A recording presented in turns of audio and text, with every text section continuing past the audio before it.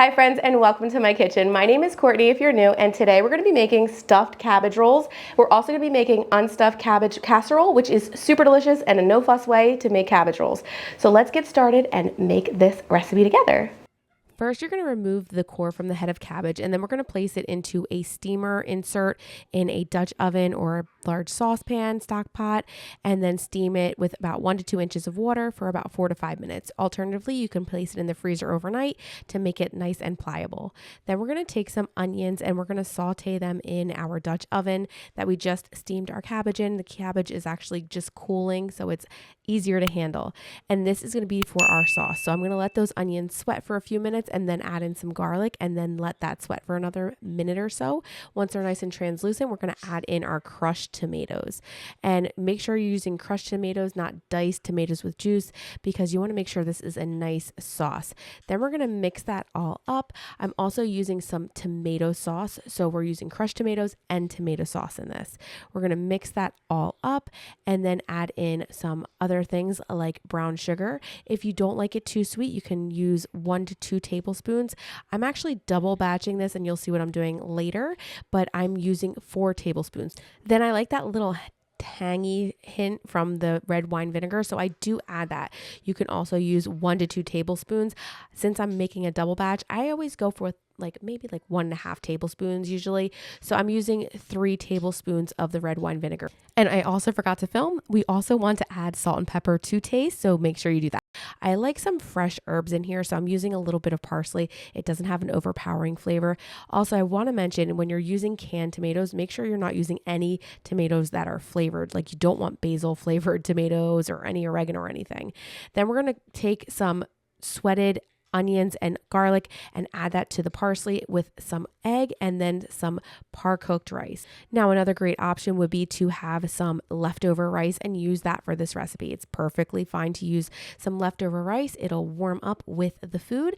Then we're going to add in our beef. I'm using 1 pound of ground beef for a traditional recipe, but since I'm doubling this, I'm going to be using 2 pounds of ground beef.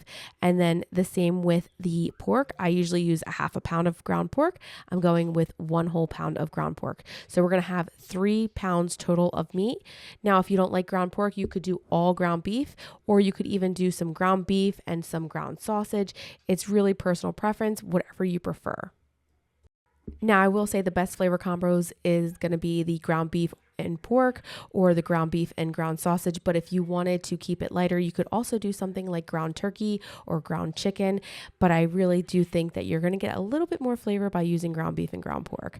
Then we're going to take some of our sauce that's been simmering on the stove and then add that to the meat mixture. That's going to give it a little bit more flavor, and we're going to mush this all together. You don't want to overwork it. So you'll be just folding it in. You can see I'm kind of taking my hand and smushing it all together. And then once it's kind of combined, I'm taking my hand and kind of folding whatever's on the bottom of the bowl up to the top. So this way I'm not overworking it because I don't want it to be a tough mixture. And then once it's just combined, we are ready. So I'm going to start taking my cabbage leaves that are steamed and I'm going to cut a V out because that really fibrous part does get a little stuck and hard when you try to roll it. We're going to put a nice size scoop with a cookie scoop into the leaves and then fold it up like a burrito. I'm going to repeat that until I have my 9 by 13 pan filled, and I kind of put a little bit of tomato sauce on the bottom so it's nice and sauced on the bottom there. Then I'm going to take whatever cabbage I have left after filling my 9 by 13 pan, and then I'm just going to cut that up. Sorry for the view. I was trying to cut it up and trying to film at the same time, but what I'm actually doing is making a casserole, like an unstuffed cabbage casserole or cabbage roll casserole, whatever you want to call it. It's actually really good. I have this steamed cabbage that's from the inside that we didn't use the leaves of because they get kind of compact and you can't really use them. I'll show you what I'm doing with those next. And then we're going to take that sauce and ladle it over all of our cabbage rolls. This is a 9 by 13 pan and they fit beautifully in here. I'm just ladling about 4 or 5 ladlefuls of sauce. You can do less or more. You could even reserve some sauce and cook it in less sauce so you have a nice sauce to go and serve it with a side, or you could use the sauce from the actual baking dish. And then once they're all covered and I have enough sauce on them, I'm going to cover that with tin foil, and then we're going to bake this in a 350 degree Fahrenheit oven for about 90 minutes. The main thing is you want to make sure that those ground pork and beef balls in the middle are completely and fully cooked. They should read 160 degrees Fahrenheit. And that's usually when I do 1 heaping scoop from a cookie scoop, the large size. But if you used more, you're going to want to cook it a little bit longer. If you use less, you can cook it a little less. Now, I said I doubled this recipe, right? So what I'm doing with the other mixture is I'm actually going to brown that in my cast iron skillet, and I'm using my potato masher and I'm just mashing that up. Now, of course, I could have made more cabbage rolls and just put them in the freezer and then bake them at another time. But I wanted to have 2 meals done for the week, and I just felt like this was such an easy way to get this done because my husband loves to take cabbage rolls for lunch. I was able to do that, and my kiddos love them for lunch as well. Then we had this for dinner the following night. So what I do is I just completely mash it up and then until it's cooked. Now we are going to cook it, so it's going to be mostly cooked. Like, you want to make sure it's browned all around because this does take a little bit less than when I do the cabbage rolls. So what I'm doing is I put a layer of sauce, and then I'm taking that cabbage and then topping it with the ground beef mixture, and then we're going to repeat. So if you had used a larger pan, you could have fit a lot more. I'm going to be honest, I should have used a 9 by 13, but it had my stuffed cabbage rolls in there. So I was kind of constricted to this 8 by 11, I think it is.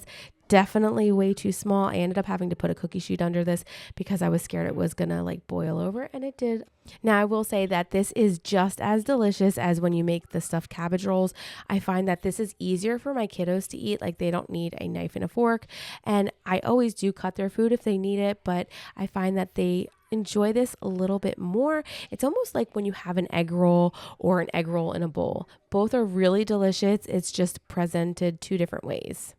I'm going to top this off with the steamed cabbage, and then after that, I'm going to add a few ladlefuls of my sauce. Again, if you wanted to have a lot of extra sauce, you could increase the amounts, but this was perfect for the cabbage roll casserole as well as my stuffed cabbage rolls.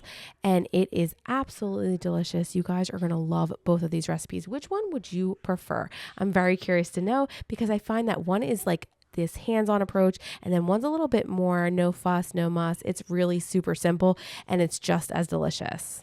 For the cabbage roll casserole, we're also going to bake that at 350 degrees Fahrenheit, but we're going to only bake that for 50 minutes, whereas the other one's going to bake for about 90 minutes. You could also go to about an hour for the cabbage roll casserole, but when both are done, you want to remove the tin foil because you're going to cover them both when baking. Remove that tin foil and let them cool. I let it cool for about 10 to 15 minutes because it is burning hot, and I don't want anybody to burn their mouths. I want it to be enjoyable. Nobody can enjoy anything if they just burnt their mouth. Stuffed cabbage is all done and ready to enjoy. I cannot wait to dig in, so let's go. Let's cut right into this.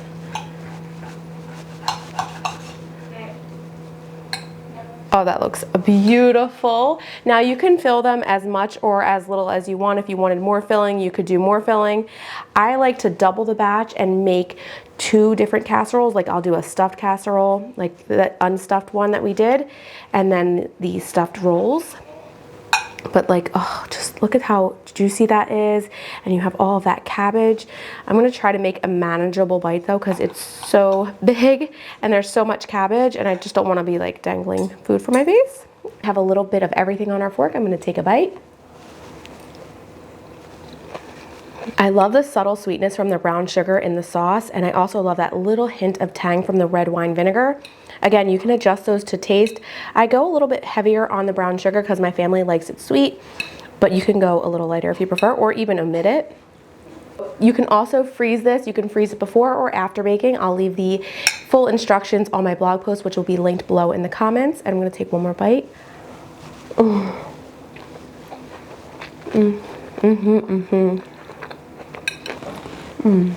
So here's our stuffed cabbage casserole. It's basically a deconstructed stuffed cabbage roll. So I like to layer it, and you can also just prepare this instead of filling them. It is super hot right now, but I'm gonna go in for a taste. I'm gonna hot. touch it, I guess. We're gonna blow it a little bit.